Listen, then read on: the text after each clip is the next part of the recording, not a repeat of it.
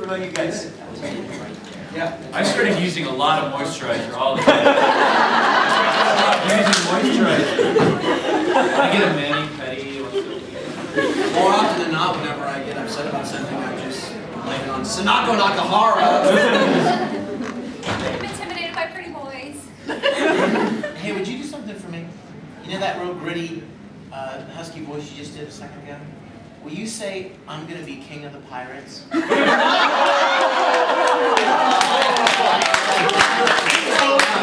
it. Hey. I'm gonna be king of the pirates. Oh my God!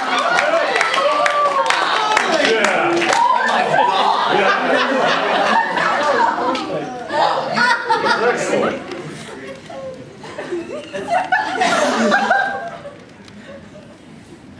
Oh. You sound great. Now, yeah, you sound great. Yeah. If anyone's ever heard Colleen Clinkenbeard's Luffy in One Piece, and exactly what it sounded like. She did that a second ago. I'm like, oh my gosh. It sounded like Luffy. Question? Do we have another question? Colleen, I didn't know you'd be here. I didn't know you'd be here either. I do.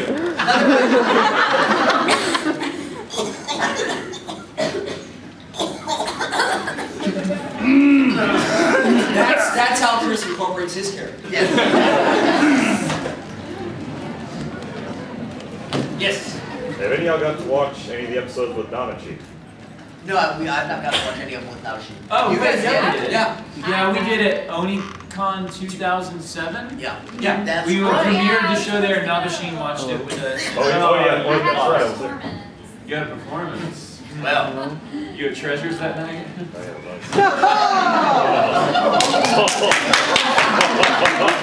good. Almost went dragon. Almost getting dragon. Okay, it's not Hope Dragon, where's Amy Winehouse? Oh, that sun's not even done. Understand, for those of you who weren't here last night, this is the room we held the improv in. So, It's bringing back memories. It was awesome. The lights kept going out. I know. I know twice.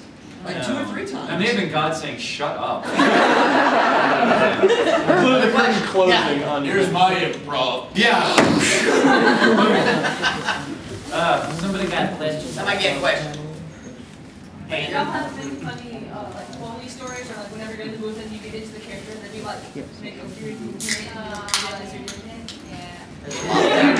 I'm always doing weird movements. Like, and I find myself after the recording session, I'm really like, and we'll go on like 5-minute breaks, I'm really tense. Like, I realize I've been like gritting my teeth and like holding all of my muscles together. There have been several times recording, and the sound engineer would be like, hey, can you not move around so much in there? I keep missing what you're getting on the microphone. I'm like, sorry, I won't do it anymore. I'll be still. But constantly, when I've been recording I'll go, doing something like this, or This isn't really funny, but it was something that constantly, I think by the time you came on board, I had sort of, Matt had sort of gotten it out of me as far as a habit, but it was really hard for my brain to accept the fact that Ron Maru had a deep voice, because whenever I see a guy that's that pretty, I always take it up, and so I would start like a Road to Womanhood, and I'm like,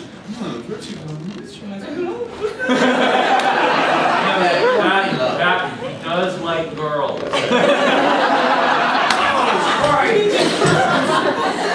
Sorry. When we started this show, Matt, you know, so many shows we do, you want to try to capture some essence of realism to characters. And Matt was very specific that bigger is better. The more crazy and zany and wacky you can make the line, the better. And that's so counter to what we often do. Yeah. You know what I mean? Often you don't want it to be that wacky. You want it to be more realistic with a lot of characters. So I mean, you know, I would be like, oh my God, and he would go bigger.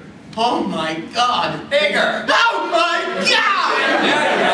And you even like would try to change the tone to make it sound funny and just, you know, you couldn't be too big or too wacky with almost any read. Anything better, he liked it. Yeah, and that's like the phrase from the show when we first started was don't be afraid to go stupid. It is really evident in some of the people that had done bits and Walla for the entire thing. There is this moment in the pirate episode where they're driven to this pirate ship on a boat, manned by John Swayze, who finishes with, "I'm the captain!" Okay. No, but one of the things that Matt and I talked about at length is that, much like Ikkicon Brothers, there is, in the last 4 episodes, a lot of pathos. There's a lot of really heartfelt, very real, very honest moments. And I was like, okay, Matt, you've been saying, you know, dare to be stupid. I need to talk to you before I go into directing this about the ending, because I don't see this as a complete dare to be stupid.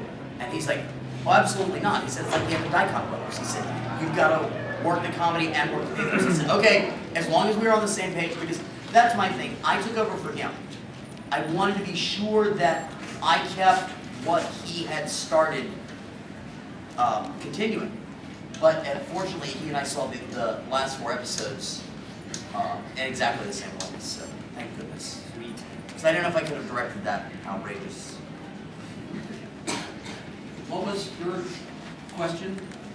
Oh, about any funny incidents. Incidents of moving around the booth? Yes, Chris saw it. Did you follow for Chuck? No, it'd be worse. Oh, you farted. It doesn't require movement. Oh, yeah. I thought you were mom, and I was like, what is that noise? Where you burped in the microphone? I would never do such a thing. I got the tag of that, but go ahead. We were just doing some of Kyohei's regular, you know, going crazy about something that Sanako's done, or just about something that the other guys are doing.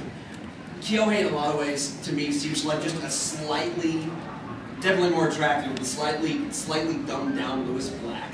I can see that. So I would kind of get into that mind frame whenever he would just really go crazy over something. Like, really? What are you guys doing? And I was just going at him in the booth, and Chris is watching the screen, not watching me. The engineer's, you know, kind of watching the screen, watching the boards and stuff. And then I can just imagine what it was like, because all they hear is, "What are you doing? What are you?"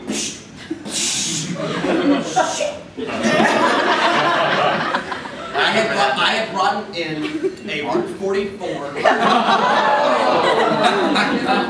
thing of water, knocked it over. The lid stayed on, And the straw. the straw stabbed through the bottom. And then after I went to pick it up, me being an idiot, just picked it up on that part, and the ice went everywhere. Which Chris goes, "Let's take a break." Let's take a break and play this up. Now, there's an interesting story about Chris Patton's belch.